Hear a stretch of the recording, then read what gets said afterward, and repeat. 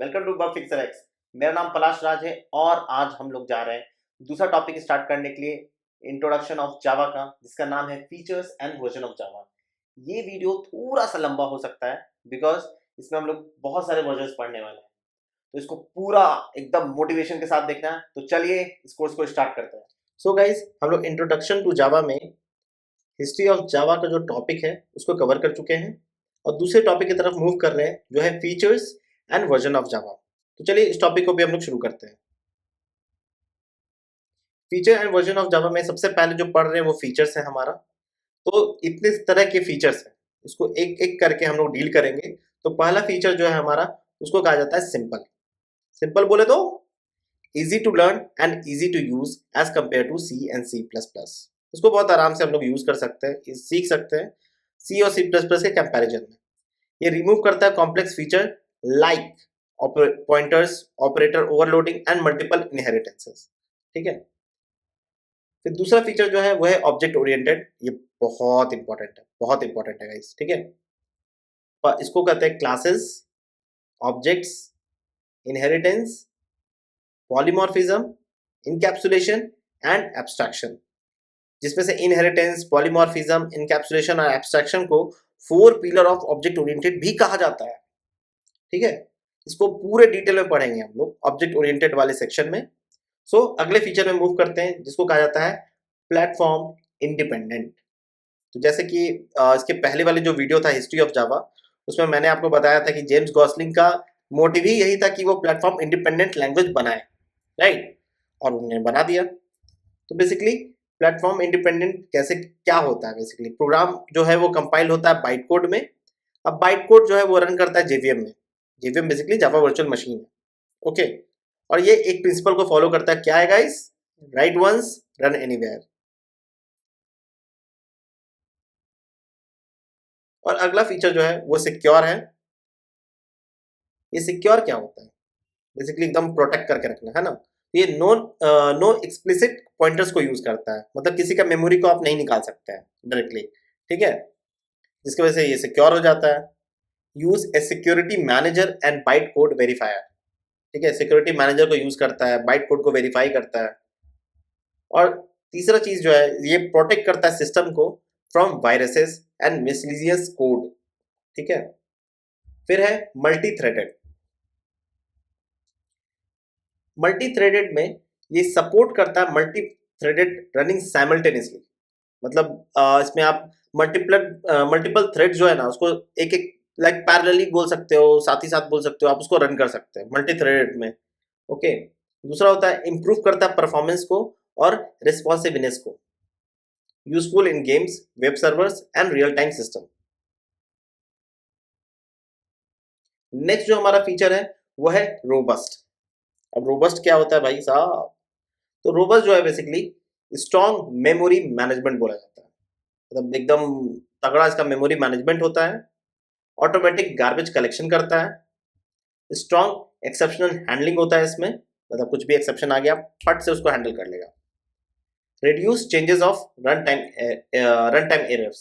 जो भी run time errors आते हैं ना, उसे रिड्यूस करता है ये। फिर अगला जो है वो है हाई परफॉर्मेंस। बेसिकली एक कंपाइलर होता है, एक जिट कंपाइलर होता है, एक अहेड ऑफ कंपाइलर होता है बेसिकली। ठीक है। अहेड ऑफ टाइम भी बेसिकली उसको बोलते हैं।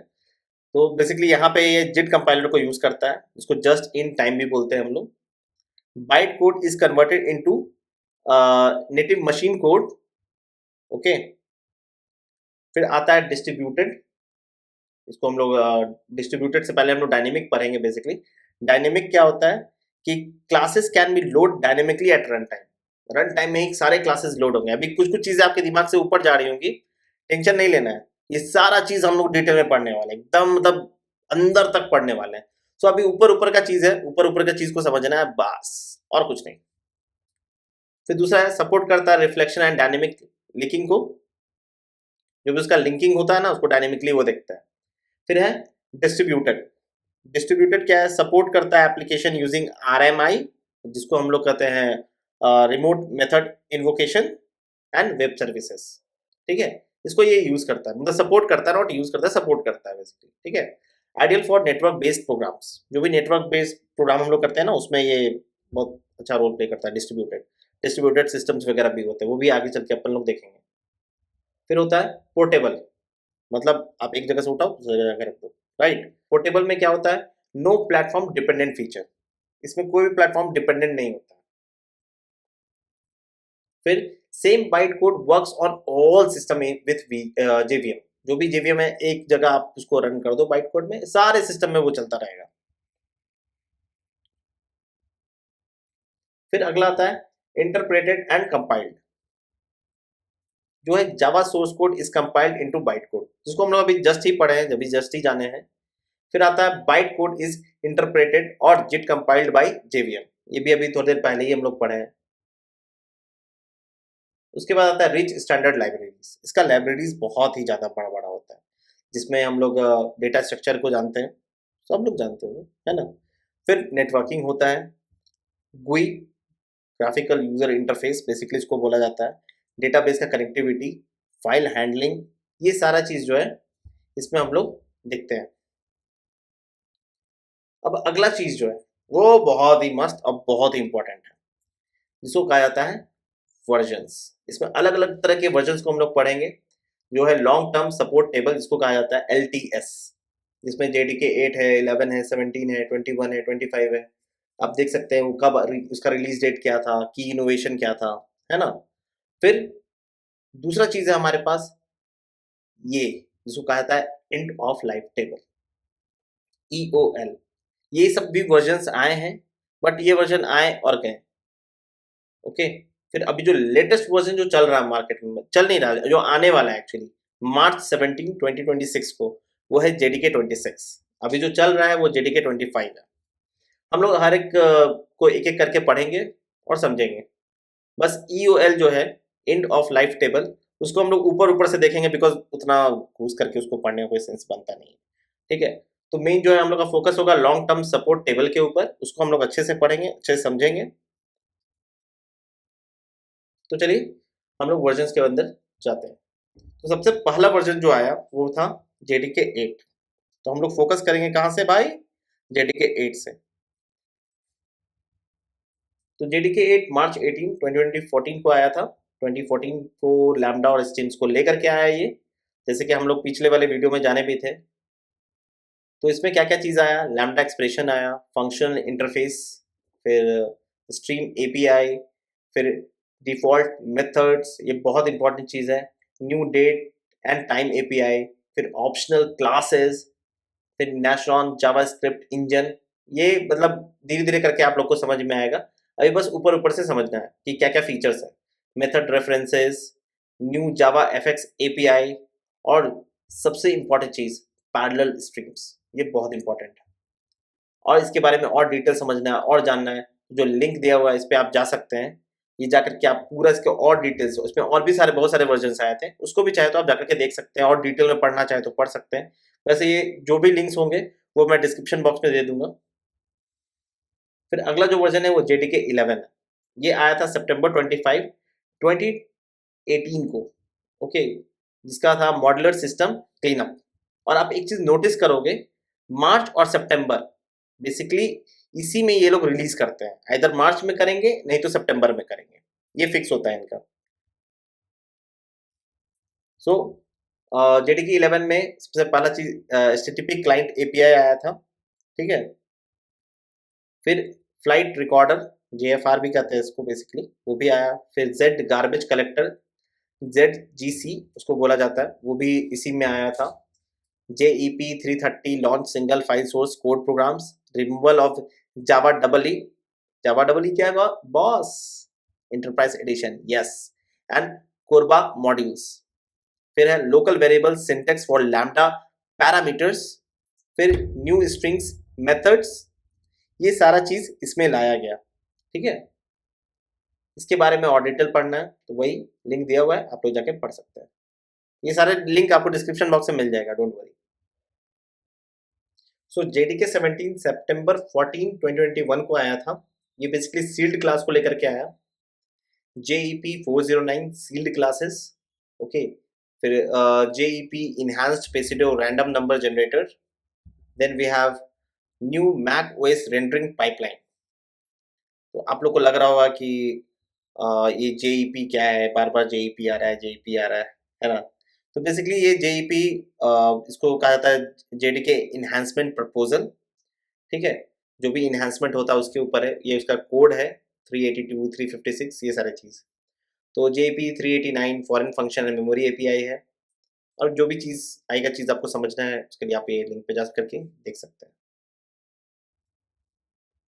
फिर नेक्स्ट जो है जेडीके 21, ये सितंबर 19 2023 को आया। इसमें वर्चुअल थ्रेड्स आया था। ये भी गाइस बहुत इंपॉर्टेंट टॉपिक है, इंटरव्यूज में बहुत पूछते हैं सब, यदि आप जेडीके 21 बोल रहे हैं तो।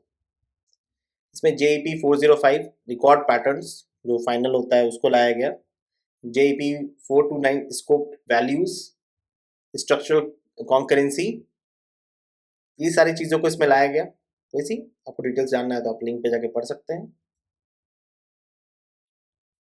और लास्ट था जेडीके 25 जो अभी करंटली आया है मार्केट में, सितंबर 16 2025, लास्ट ईयर ही आया है। इसमें performance and AOT ahead of time को इम्प्रोवाइज किया गया है। इसमें मैसिव परफॉर्मेंस गेन्स हुआ है। ठीक है, इसमें बेसिकली कॉम्पैक्ट ऑब्जेक्ट हेडर्स को लाया गया जो जेईपी 519 के हैं। एओटी जैसे आपको बताया गया अहेड ऑफ टाइम, कैशे जेईपी 514 515, ये सब बेसिकली जो है ना जेडीके इन्हांसमेंट प्रपोजल है। आप इसके बारे में और डिटेल जानना चाहते हैं तो वही लिंक पे जाकर के आप देख सकते हैं। तो लैंग्वेज स्पेसिफिकेशन, फिर instance main method and compact source files, then flexi constructor bodies को लाया गया। अब ये सब चीज़ हम लोग धीरे धीरे धीरे कोर्स में जाकर के देखेंगे। फिर मॉडल को कैसे इंपोर्ट किया गया, फिर सिक्योरिटी एंड मॉडर्न एपीआईज को लाया गया, की derivation functions, KDF API, basically सब चीज़ को कहा गया। मार्केट डाउन डॉक्यूमेंटेशंस वगैरह है, स्कोप वैल्यूज है, ये सारा इसका फीचर्स है जिसको जेडीके 25 में लाया गया। और जेडीके 26 आने वाला है, उसमें और भी बहुत सारे फीचर्स को बहुत ही अच्छे तरीके से लाया जाएगा जिसमें स्ट्रिप्स वगैरह पे काफ़ी काम हुए हैं, वो हम लोग आगे चल करके देखेंगे।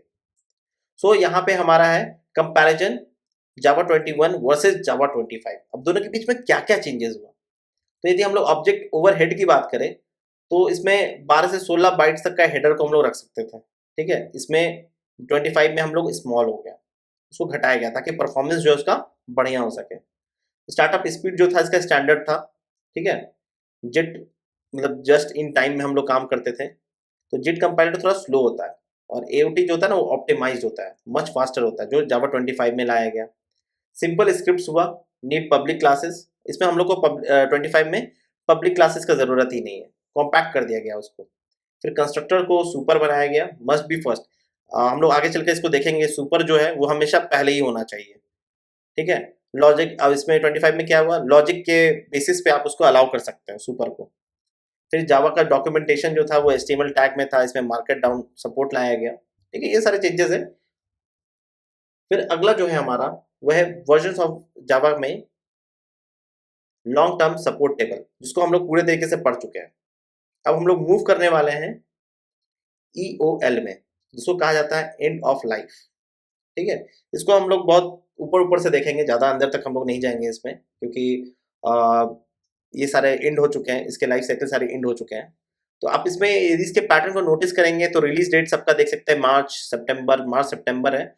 और जो मेजर जो रिलीज होता है ना वो दो रिलीज के बाद होता है। जैसे जेडीके 8 आया तो 9-10 पे रुका, इस दोनों का बीटा वर्जन टेस्ट किया, फिर 11 लाया।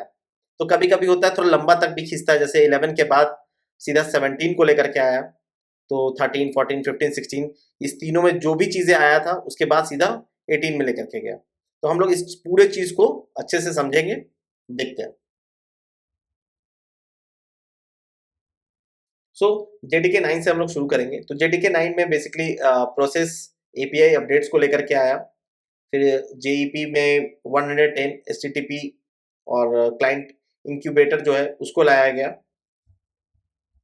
इसके इम्प्रूव किया गया कंटेंट लॉकिंग को। ठीक है, इसको हम लोग जावा 11 में, आई गेस जहाँ तक मुझे याद है, जावा 11 में हम लोग इसको पढ़ेंगे आगे चल करके, जब हम लोग को लगेगा कि हाँ शुरू करना चाहिए जावा 8 के बाद। फिर यूनिफाइड जेवीएम लॉगिंग, इसको भी लेकर के आया। फिर compiler control, then variable handling, variable को किस तरह से हैंडल किया जाता है, ये सब चीज़ जेडीके 9 में हुआ। सेगमेंटेड कोड कैशे, और बहुत कुछ है। तो वही लिंक पे जाकर के आप और चीज़ों को पढ़ना चाहें तो पढ़ सकते हैं। सो जेडीके 10, हम लोग जेडीके 10 से शुरू करेंगे। तो जेडीके 10 में लोकल वेरिएबल टाइप इंटरफेस को लाया गया, फिर गार्बेज कलेक्टर इंटरफेस को लाया गया, parallel full GC for G one, garbage collector है बेसिकली ये। Okay, application class data sharing, then thread local handshakes, मतलब लोकल लोकल जो थ्रेड्स होते हैं उसके बीच का आपस में कम्युनिकेशंस को लाया गया, रूट सर्टिफिकेट्स एंड मोर। तो इस लिंक पे जाकर के आप इस वीडियो को सॉरी इस लिंक पे जाकर के आप और डिटेल में पढ़ सकते हैं। फिर जावा 12 है हमारा। इसमें हम लोग बेसिकली गार्बेज कलेक्टर पे ज़्यादा एक्सपेरिमेंट किया गया है। ठीक है, फिर माइक्रो बेंचिंग सूट लाया गया इसमें, switching expressions, constant API, once arch 64 port not to, default CDS archives, abortable mix collection for G one and more. ठीक है, इसके बारे में और पढ़ना चाहे तो आप लिंक पे जाके पढ़ सकते हैं। बट जेडीके 12 में जो भी चीज़ें आया था उसको बहुत ज़्यादा मतलब ये हाइप नहीं किया गया। फिर जेडीके 13 आता है, इसमें डायनेमिक सीडीएस आर्काइव्स है। फिर ये आपका बेसिकली जेड जी सी हो गया, इसको हम लोग गार्बेज कलेक्टर है ये बेसिकली। रीइम्प्लीमेंट किया गया लेगेसी सॉकेट को, और स्विच एक्सप्रेशंस ये सेकंड प्रीव्यू था, इसको फिर से दोबारा इसको ठीक किया गया। इसमें टेक्स्ट ब्लॉक जो होते हैं उसको उस पर काम किया गया इसमें। ये एक बहुत छोटा सा रिलीज था जेडीके 13। फिर जेडीके 14 जो है, इसमें platform matching for instance of, जो इंस्टेंस ऑफ जो हम लोग यूज करते हैं मेथड, ये उसके ऊपर था।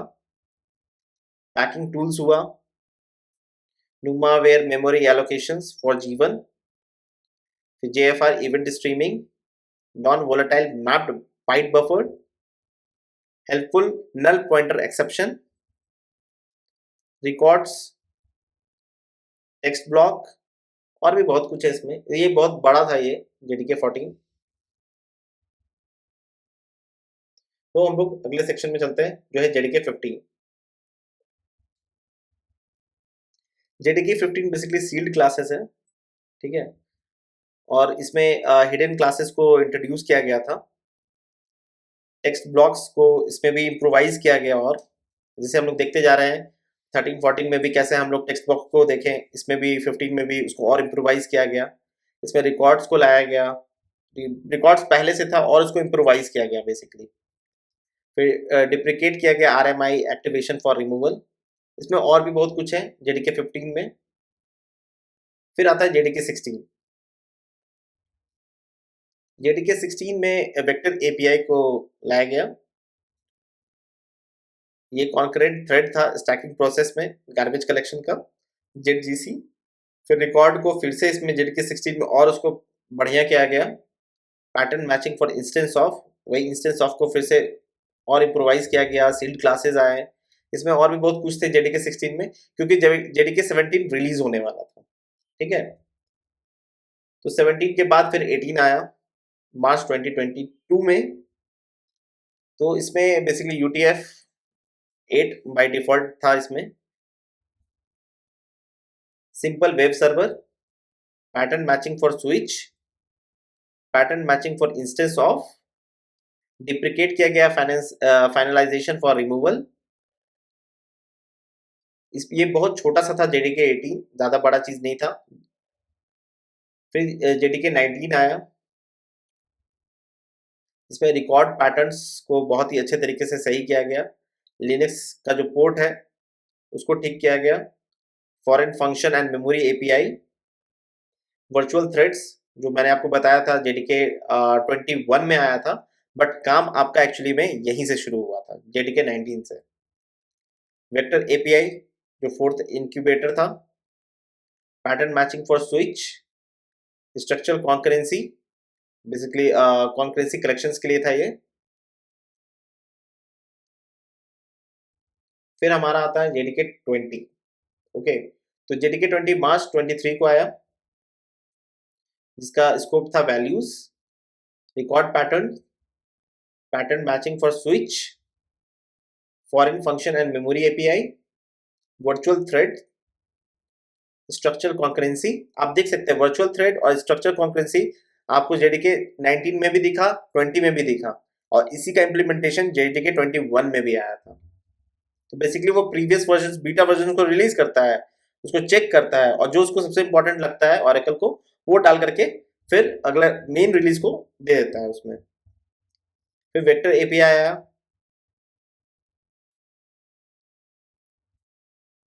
फिर हमारा आता है जेडीके 22 जो मार्च 2024 को आया गया।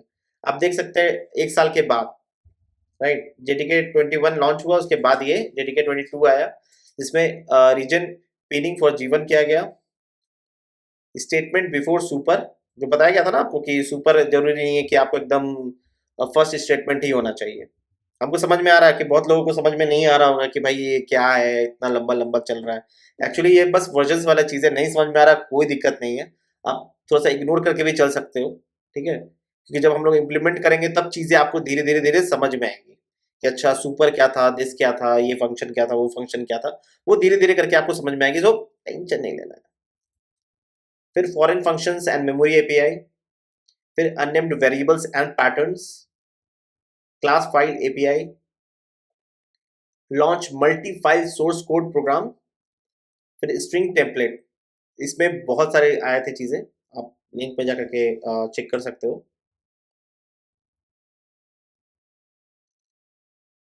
फिर है जेडीके 23 जो सितंबर 2023 को आया था, class file API, vector API. अब देख रहे हो वेक्टर एपीआई में कितना काम चल रहा है, उसको काफी अच्छा किया जा रहा है पहले से।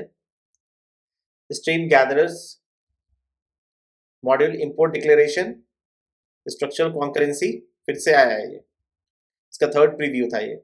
स्कोप्ड वैल्यूज, ये भी थर्ड प्रीव्यू था, ओके। इसमें और भी चीजें आई हैं जेडीके 23 में, आप देख सकते हैं।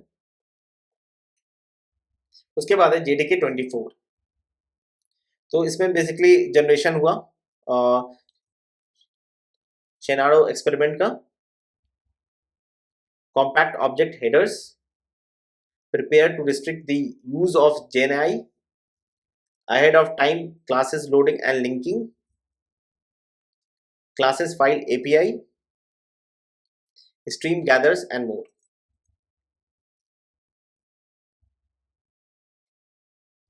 अब बात आता है कि हमने पूरे वर्जन्स को समझा, लॉन्ग टर्म सपोर्ट टेबल भी देखा कि लॉन्ग टर्म सपोर्ट क्या था, जेडीके 8, 11, 17, 21, 25। फिर हम लोगों ने देखा कि जेडीके 24, 23, 22, ये जो भी वर्जन है 9 से लेकर के 24 तक का पूरा देखा, जो एंड ऑफ लाइफ था। और अब बात आता है हमारा नेक्स्ट चीज का, जो है जेडीके 26 जो मार्च 2026 को आने वाला है। तो थोड़ा बहुत इसके फीचर्स के बारे में तो बात कर ही सकते हैं हम लोग, तो थोड़ा बहुत देख लेते हैं क्या है, थोड़ा सा तो पता होना ही चाहिए गाइस। तो इसका जो फीचर्स है इसके बारे में बात करेंगे अभी हम लोग। इसमें हम लोग को प्रिपेयर किया गया मेक फाइनल मीन फाइनल, जो एक बार फाइनल दे दिया गया कीवर्ड वो फाइनली रह गया, ठीक है।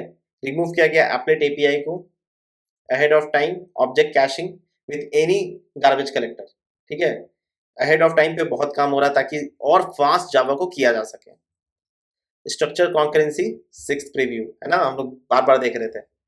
फिर लेजी कॉन्स्टेंट्स को लाया गया, primitive types in pattern and instance of, and switch 4th preview, switch को भी इसमें लाया गया। 4th प्रीव्यू मीन्स इस पे और काम हो रहा है, चौथी बार काम हुआ है, किसी में सेकंड टाइम हुआ है, इस तरीके से ऐसे ऐसे करके इसको लाया गया। तो अभी आया नहीं है, ये आने वाला मार्च 17 को, तो पता चलेगा कि कैसा है।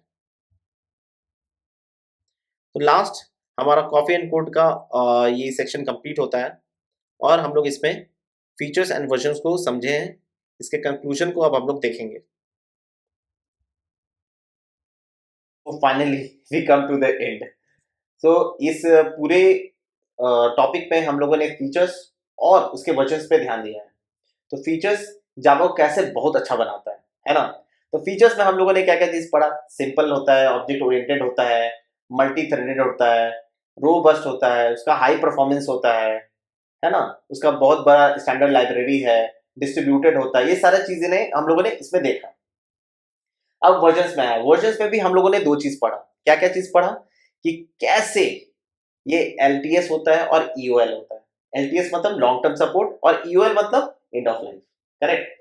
तो LTS में जावा 8, जावा 11, जावा 17, जावा 21 एंड जावा 25 होता है, जिसपे हम लोग को पूरी तरीके से फोकस करना है, इसी को हम लोग को लर्न करना है। बिकॉज इसके अलावा जो भी जावा 8 के बाद है, लाइक 9, 10, 12, 13, 14, 15, 16, ये सब जो है एंड ऑफ लाइफ हो चुका है, खत्म हो चुका है। ओके, और नया जो रिलीज आने वाला है वो कौन सा है बॉस, वो है जावा 26। और कब आने वाला है? मार्च 17, ईयर 26। तो जावा 26 कब आने वाला है? 26 में, है ना, मस्त चीज। तो चलिए इस टॉपिक को यहीं पे वाइंड अप करते हैं और मिलते हैं आपसे नेक्स्ट टॉपिक में।